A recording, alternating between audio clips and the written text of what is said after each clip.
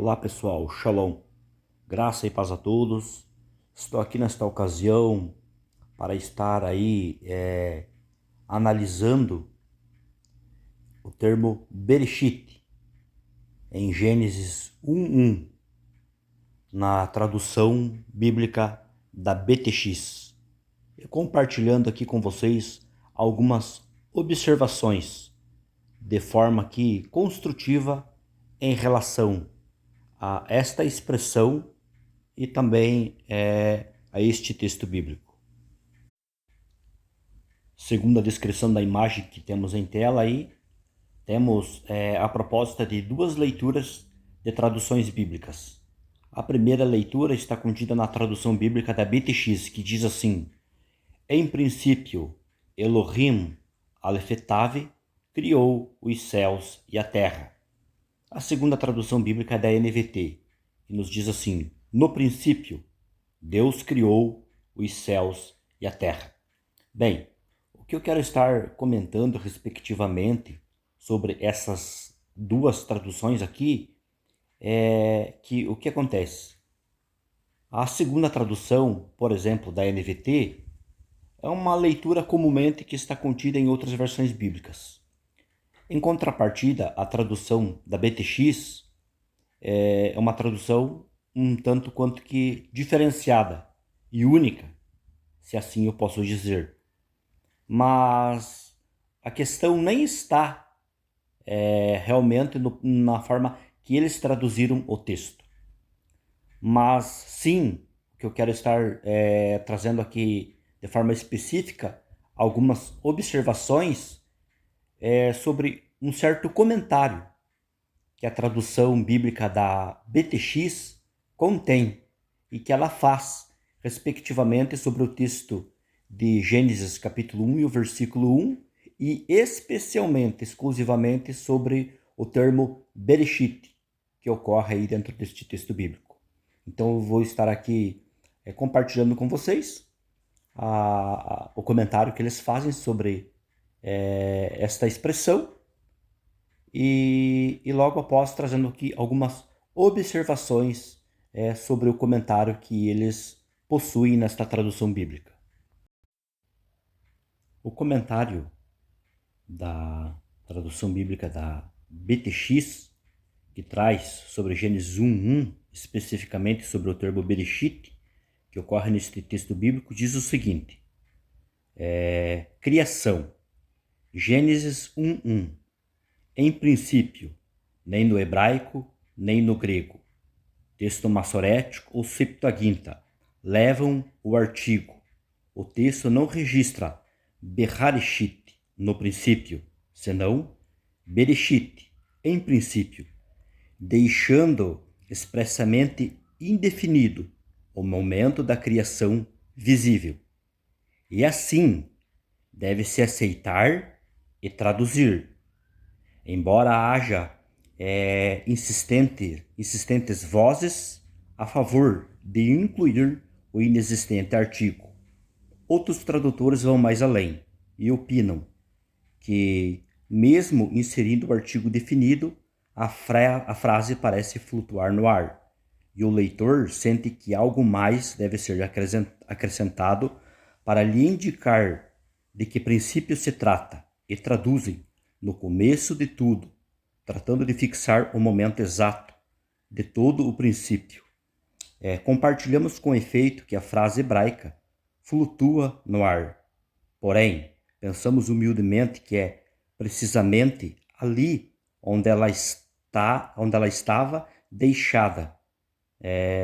Porque nas tarefas de tradução bíblica, pouco importa o que o tradutor opina ou o que o leitor sente, senão o que Deus diz. Iniciar uma versão acrescentando-lhe ao texto não é um começo honroso, especialmente esta inserção que resulta em um deslizamento incontrolável. Então, conforme vocês puderam observar aí, está aí, né? Pode parar a imagem e ler com atenção.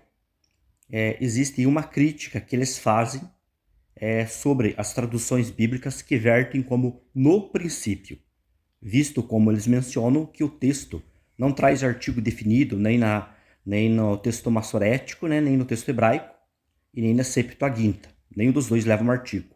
Por isso, então, como eles mencionam acima ali na parte que eu sublinhei e fiz questão ali de colocar em destaque, eles dizem assim, ó, assim se deve aceitar e traduzir, ou seja, deve se verter para o português, no caso, né, dentro do processo de tradução e manter como em princípio. E traduzindo como no princípio, é uma tradução equivocada. É o que eles deixam claro que propõem. Mas eu quero mostrar que esta ideia e este comentário deles está equivocado e que é possível se inverter como no princípio dentro do processo de tradução. Eu estarei agora já voltando na segunda imagem, a qual faz parte deste vídeo, e então trazendo aqui já algumas observações e compartilhando com vocês do ponto de vista gramatical e sintático. Voltando aqui à segunda imagem que já observamos anteriormente, eu quero aqui também trazer algumas considerações sobre o comentário da BTX, ao qual observamos na imagem anterior. Especificamente na parte que eu sublinhei e coloquei em destaque, que diz assim, assim deve-se aceitar e traduzir. Ou seja, o que eles estavam propondo aqui dentro do processo de tradução, a forma correta, coerente e sensata é verter o termo bereshit do texto hebraico de Gênesis 1:1 como em princípio, visto que eles alegam que o artigo definido não ocorre nem no texto hebraico e nem na Septuaginta. Então isso seria o motivo e a razão de se traduzir desta forma. Quando se faz uma tradução literal, palavra por palavra, tudo bem. É possível sim verter como em princípio, visto que procura expressar aquilo de forma mais exata que está contida no texto hebraico.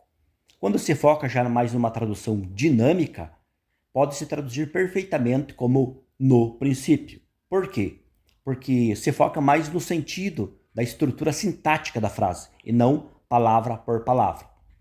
O termo bereshit no texto hebraico, ele é formado pela preposição bet mais o substantivo feminino singular reshit, desempenhando a função sintática de uma adjunta adverbial temporal dentro da estrutura deste texto.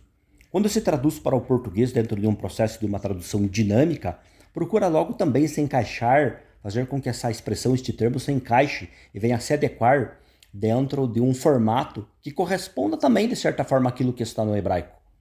E quando isso se faz e se verte como no princípio, a expressão no princípio dentro da estrutura sintática, no texto em português de Gênesis 1:1, ela desempenha a função de uma locução adverbial.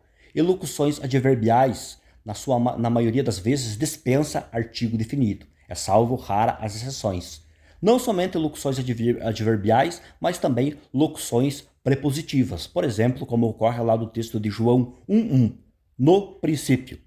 Então, sendo assim, e partindo desse pressuposto, eu já quero aqui concluir que existe sim possibilidades sintáticas e gramaticais que permitem se traduzir a expressão bereshit, em princípio, num formato literal que ocorre no texto hebraico, para no princípio, dentro da estrutura da língua portuguesa.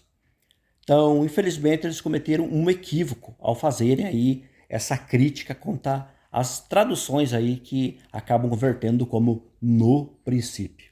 Então, pessoal, o que eu tinha para compartilhar com vocês, respectivamente, sobre isso, sobre essa questão, era isso. Deus abençoe a todos e até um próximo vídeo.